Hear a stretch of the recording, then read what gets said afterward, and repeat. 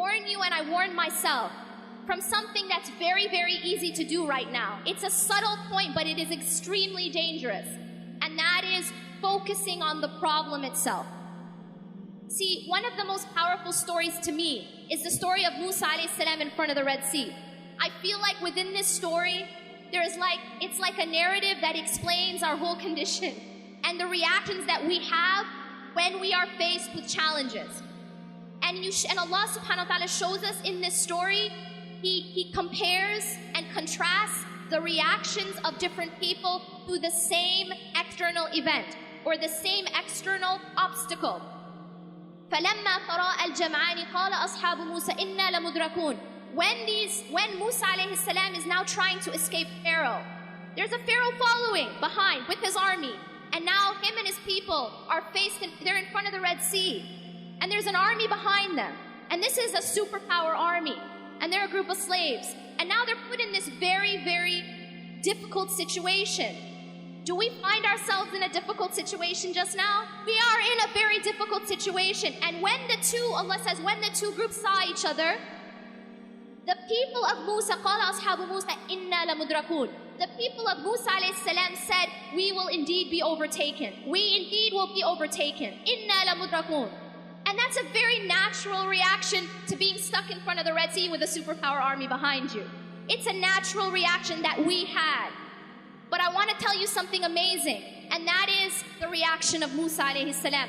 In that same exact situation, he's looking at the same situation, but his basira, his heart is looking at and focused on something else. قَالَ كَلَّا. He said, no, by no means. The word كَلَّا, as you know, is a very emphatic no way, absolutely not. قَالَ كَلَّا إِنَّ مَعِيَ رَبِّي سَيَهْدِينَ. Indeed, my Lord is with me, and He will guide me through this. The reason why I love this story so much is because this story isn't just a story. It's awesome, it's something we tell our kids, but it isn't a bedtime story. It is a sign, and Allah actually continues to say in فِي ذَلِكَ لَآيَةٌ, that indeed in this is a sign, but most people don't get it. Most people don't understand. It is, you and I are never going to be in front of a large body of water with an army behind us, but we are going to be put in situations where we feel trapped. And we are going to be put in situations where we don't see a way out. And we feel that way just now. We feel that way politically. We feel that way socially to a large degree. But what's so powerful here is how. How was Musa alayhi salam able to respond in that way? How was he able to say, no, we will not be overtaken. No, I'm not going to be taken. I'm not even worried that we're going to be overtaken. Why was he able to do that? And the answer is because his focus was not on the problem. His focus was not on the Red Sea, and his focus was not on the army. His focus was on Allah. His focus was that, no, Inna ma'aya Rabbi sayahdeen, my Lord is with me. And if Allah is with you, you don't have to worry. He will guide me through. Allah is teaching us a timeless lesson. We're gonna be put in situations where we feel trapped. That's a promise. We're gonna be put in situations that look impossible. And what also strikes me about his story is that he didn't know how he was gonna get out of that situation. It's not like people were going around splitting seas. This wasn't like a regular occurrence. And yet he did not worry, even though he didn't know how. See, for us, it's easy for us to say, oh, it's no problem because I got a plan, A, B, C, D. We know exactly how it's going to happen. But when you don't have any idea how it's going to happen and you still put your trust in Allah, that is tawakkul. He knew Allah is with me and He will guide me through. Now y'all are going to say, but what about doing our part? What about doing our part?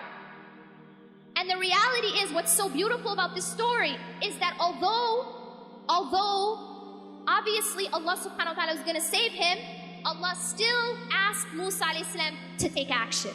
He's asked him to do something. He asked him to take his staff and strike the sea. And so he was still asked to take action. We are still asked to take action. Tawakkul and action are not separate. They have to go together. I'qilha wa tawakkal, as the Prophet ﷺ says, that you have to tie your camel and at the same time your trust is in Allah. Don't think that they're separate. So often I hear this translated as, tie your camel and then put your trust in Allah. That's not what it says. It says, اعقلها وتوكل. When the man was told by the Prophet ﷺ, tie your camel and put your trust in Allah, the two are simultaneous. We don't work and then depend on our work and depend on our deeds for results. No, we work and we depend on Allah for results. And that's a very, very important point.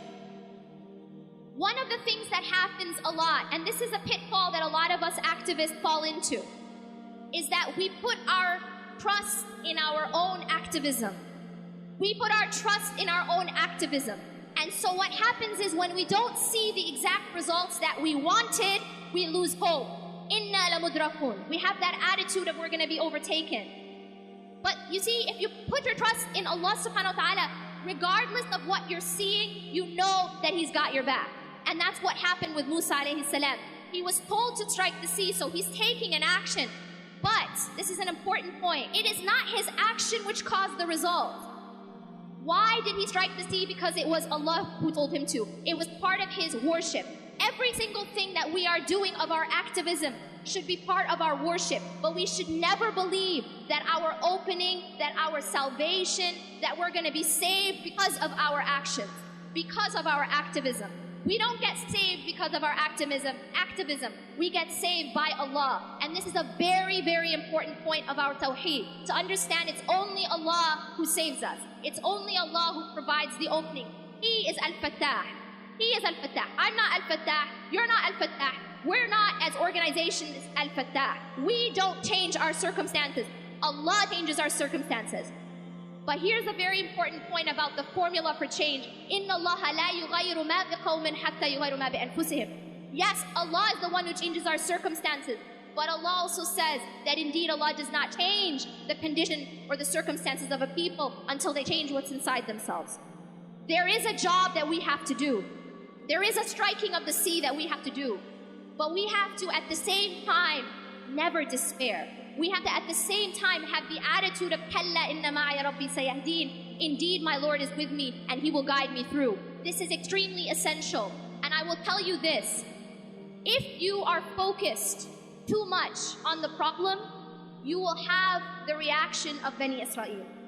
Because if all we talk about is the problem, if all we think about is the problem, if all we post about is the problem, if all we discuss is the problem, then what happens is, and this is a psychological reality, whatever you focus on grows. Whatever you focus on grows. This is why Allah subhanahu wa ta'ala told us to focus on dhikr. That the more that we focus on the remembrance of Allah, the bigger the importance of Allah subhanahu wa ta'ala is in our lives. But if we're focused on everything that's going wrong, if our focus is on everyone who's saying this about us, and they're going to do this to us, and then this, and that's it, and that's my focal point, I promise you, we will fall into despair. And the reason for that is that the problem will actually grow because it becomes our focal point.